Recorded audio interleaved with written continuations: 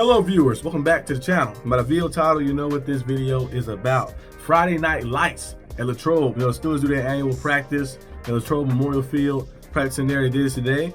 And the first thing I seen, of course, mostly through the feed while I was scrolling through, on Twitter and looking at all the media stuff, had everything open and stuff and seeing clips of different things. I seen a lot of Justin Fields. Justin Fields named everywhere. Justin Fields was dominating today. Had an amazing performance at Latrobe Field tonight.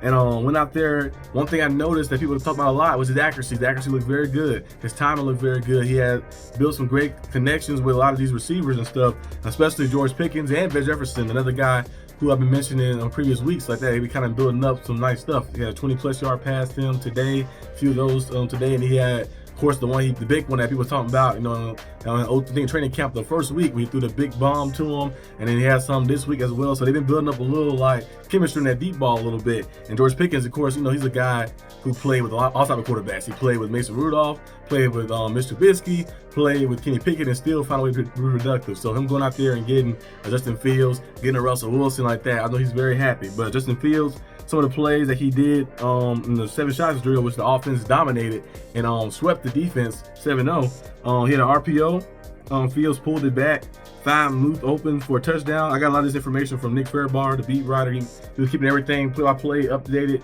and keeping all the information. So shout out to him.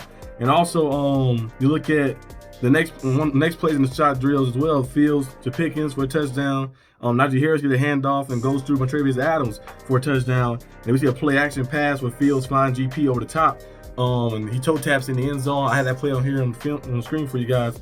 But if you find him over the top like that, so yeah, it was very cool and stuff. I wish I could be there, though. I wish I could be there in person like that with most of the stuff like that. But I know next year when I think the Steelers host the draft next year. I'm gonna definitely be there. I'm gonna be there when the Steelers host the draft, and I'm trying to be around and do different things and stuff. That'll be very cool. But it was great to see some of the stuff I was seeing like that. Justin Fields go out there and you see his improvement, like kind of being in a different environment, a different space and stuff. He left a place that kind of didn't want him anymore. They didn't want him anymore. They traded him for a 6th-round pick, so he carried that chip on his shoulder, and now he's coming to a new environment, and the pieces around him are good, and he's kind of comfortable. He can sit behind a Hall of Fame quarterback and learn behind him and stuff. But he's been getting a lot more reps since the Hall of Fame quarterback is a little injured, to get more first-team reps to kind of see how he looks, and he's been looking very good and stuff and developing very well. So hopefully he continues this. But the offense dominated in that drill right there. They went 7-0. The last play came down to a DPI, defensive pass interference.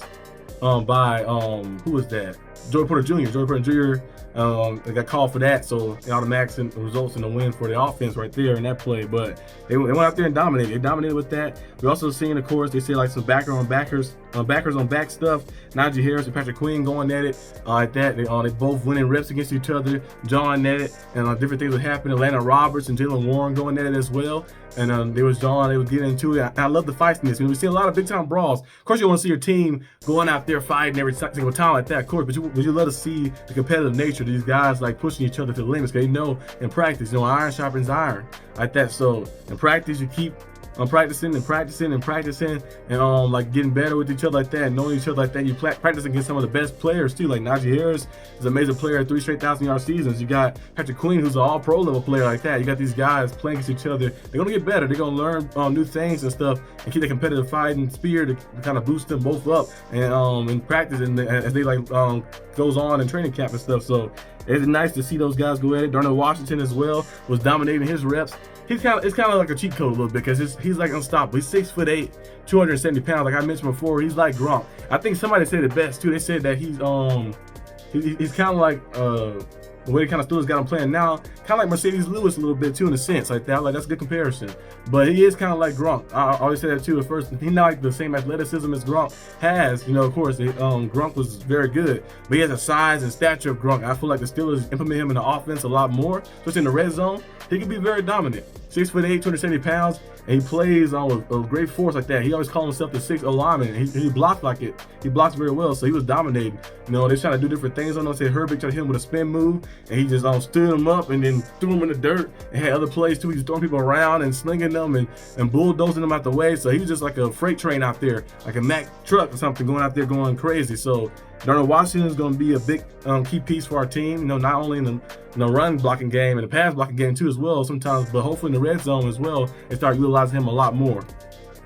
Also seen Marcus Golden. They said Marcus Golden, he signed with the Steelers. It was yesterday. Yeah, yesterday he signed with them, and he picked up quick, really like that, going out there and picked up quick, got out there and dominated reps and stuff like that. They said he'd been unstoppable, unblockable out there. They said he was running through people and stuff.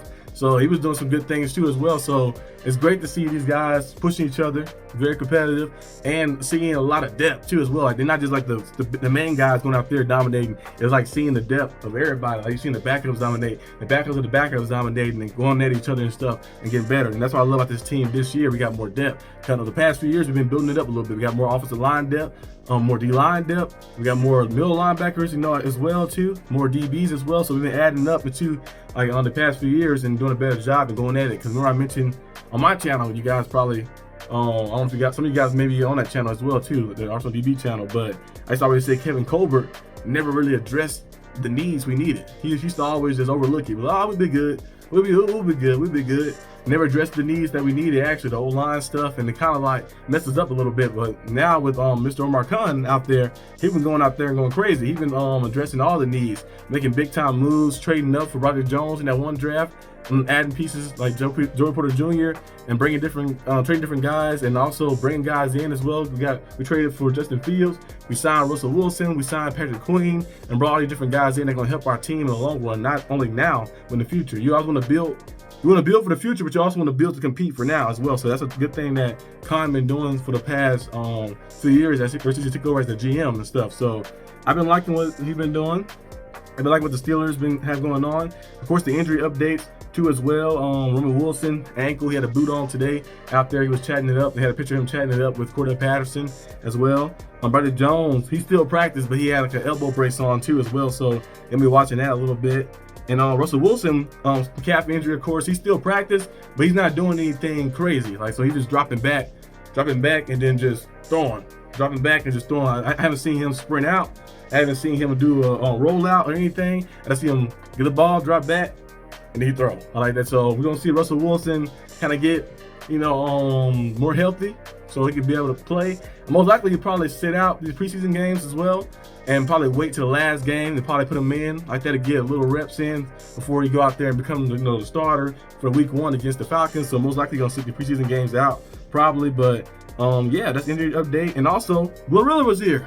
Yeah, Glorilla was here at the game, seeing us on the practice stuff. And like I mentioned on my channel, we got to get either Sierra halftime performance at the Steelers game, or a Glorilla halftime performance at the Steelers game. It gotta be a big game. Play the Chiefs on Christmas. It might be a little too cold though. Well, we'll see. Play the Chiefs on Christmas. I think it's in Pittsburgh, so that's a big game. Gonna be on Netflix like that. Netflix game. So that'd be a good time. Be like, hey, Glorilla, you can perform for a little bit at the halftime like thing for us or something. Like, we gotta get them on there. We gotta get them out there. I know she's a big Steelers fan. She should make Coach Tomlin on that one video last time and stuff. We got our own custom jersey. That's the picture I used in the thumbnail. But we gotta get them either Sierra or Glorilla. We gotta get them to perform at a Steelers halftime show or something like that, or just some special ceremony before the game, or do something. We gotta have them perform eventually like that. But we'll see if the Steelers do that, what happens. But yeah, that's all I got for today for Latrobe practice. Tomorrow they got some other stuff coming too as well. Training camp I think kicks off at 12:55 tomorrow, I think. For my time in Texas, it's 12:55. So I'm gonna look out for that. Probably make a video tomorrow for you guys too as well. Keep you guys updated. And I have some special videos coming too. That not about training camp. It's about the Steelers in general with cool videos. I'm editing up right now a little bit, and those probably be here on probably Sunday, either Sunday and Monday, or Monday and Tuesday. And I've been uploading every day, which I'm trying to keep it consistent. Trying to at least upload every day of the month like that, or almost every day of the month like that. So I'm gonna keep it consistent, keep you guys updated, especially when the games start rolling in. We have a lot of content, a lot of great stuff too as well, because it's gonna be very, very exciting. But yeah, that's all I got. Hope you guys enjoyed it. If you did, leave a like and subscribe. I'll see you guys next time on the channel. Peace out.